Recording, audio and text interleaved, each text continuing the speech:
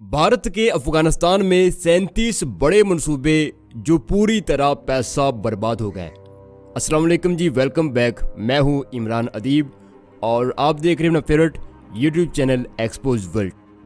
अच्छा जी, मेरा ख्याल है कि भारत के साथ अफगानिस्तान में जो कुछ हुआ, अब भारतीयों को अफगान जलेबी गाना लिखने वाले को उठा लेना चाहिए, क्योंकि उसी ने तो कहा था कि अफगान जलेबी माशूक फरेबी घायल तेरा दीवाना।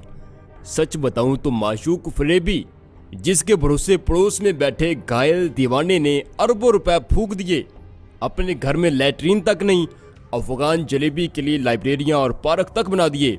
माशूक फरेबी जिसके सहारे ये सब कुछ हुआ, वो ऐसा सर पर पांव रखकर भागा कि पड़ोसी घायल दीवाना अब चीख चीख कर कह रहा कि और चेहरा तरारी, बंदा नमाजी खेल के बाजी, खाम ख्वाह ठहरा ना किसी काम का। और नाजरीन, वो गाने में ये भी तो कहता है कि बंदूक दिखा दिखा के क्या प्यार करेगी, कभी चेहरा भी तो दिखा। और जब अफगान जलेबी ने चेहरा दिखाया तो फिर भारत की ये स्टेटमेंट सुनिए। आईएसआई की दाद देनी चाहिए। आईएसआई ने बहुत ही शानदार काम किया। भारत की स्थिति इस समय बहुत ही गंभीर है। चुनौतियां बहुत हैं, हालात मुश्किल हैं। वाह जी, क्या फ्यूचरिस्टिक बोल हैं गाने के। और मेरे ख्याल से पता करने के लिखने वाला आईएसआई का बंदा ही ना हो। अच्छा जी, खैर मजाक बहुत हो गया। नाज़रीन, भारत कोई खैराती इदारा नहीं है, सबसे पहले तो ये आप ज़हन में रखिए।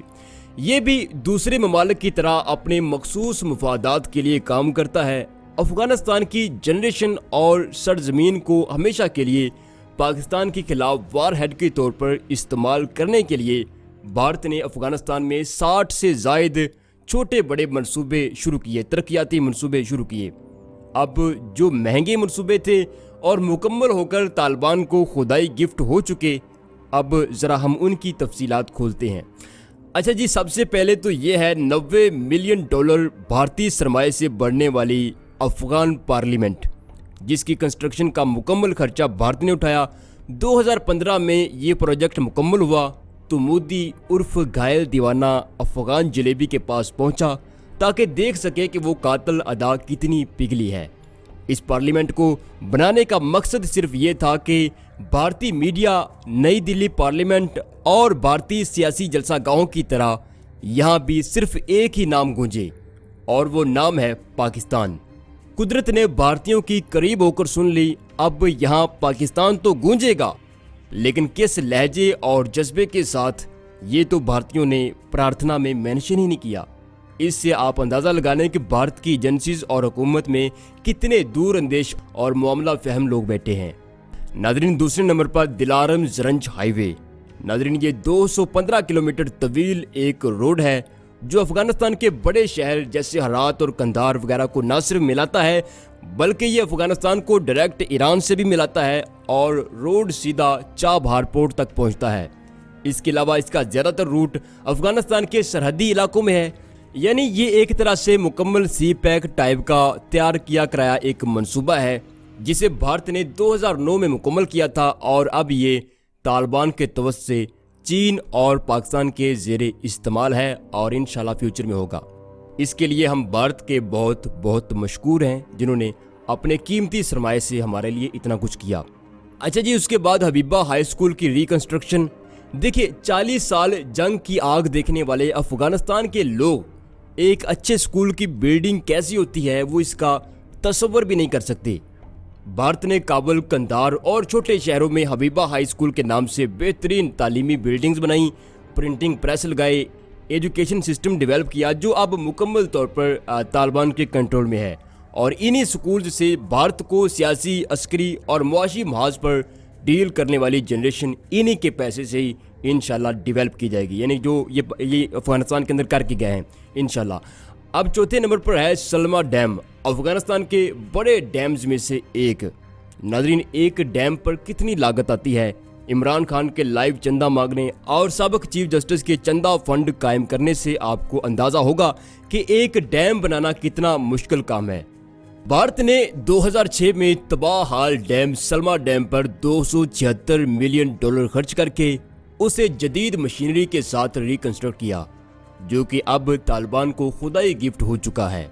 अच्छा जी, पौला खुमारी से काबुल तक भारत ने एक मोटी रकम खर्च करके इलेक्ट्रिसिटी ट्रांसमिशन लाइन बिछाई, जिसकी रोशनी में अब तालिबान बैठकर भारत का मक्कू ठपने की बातें करते हैं।